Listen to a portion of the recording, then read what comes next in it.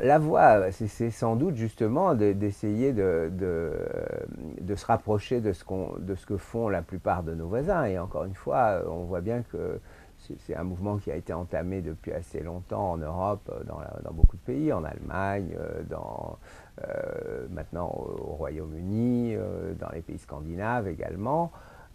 Un mouvement dans lequel, comme je le disais, en fait, on tend à avoir des modes d'imposition sur des assiettes assez larges et assez simples, de définition assez simple, et avec des taux relativement plus bas. Hein. C'est-à-dire, par exemple, en France, on est maintenant à 38 pratiquement de taux d'imposition sur les bénéfices, si on compte les surtaxes, etc.,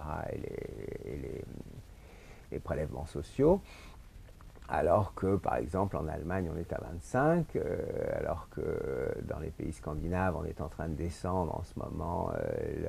La Suède vise 18, le Danemark également. Le Royaume-Uni est descendu à 20, enfin à 25, pardon, et veut atteindre, à l'objectif d'atteindre 20 en 2015.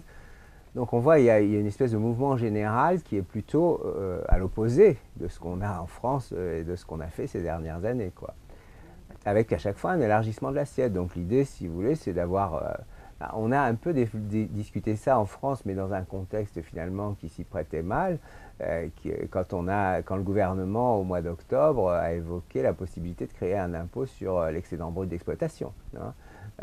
C'était exactement cette idée-là, de dire voilà, on va prendre un impôt dont l'assiette est large, le BE, qui est beaucoup plus large que le bénéfice imposable, et comme ça, bon, on va aller dans cette direction. Sauf que, évidemment, si on ajoute ça aux autres, c'est pas la même chose que si on fait une réforme dans laquelle on dit, bah voilà, maintenant, ça va être un impôt sur le BE, mais on enlève l'autre, évidemment.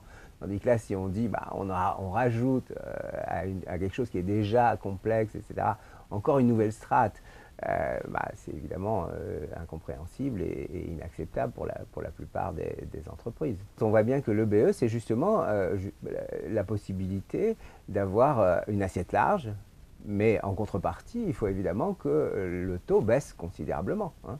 Parce qu'on ne peut pas avoir le beurre et l'argent du beurre.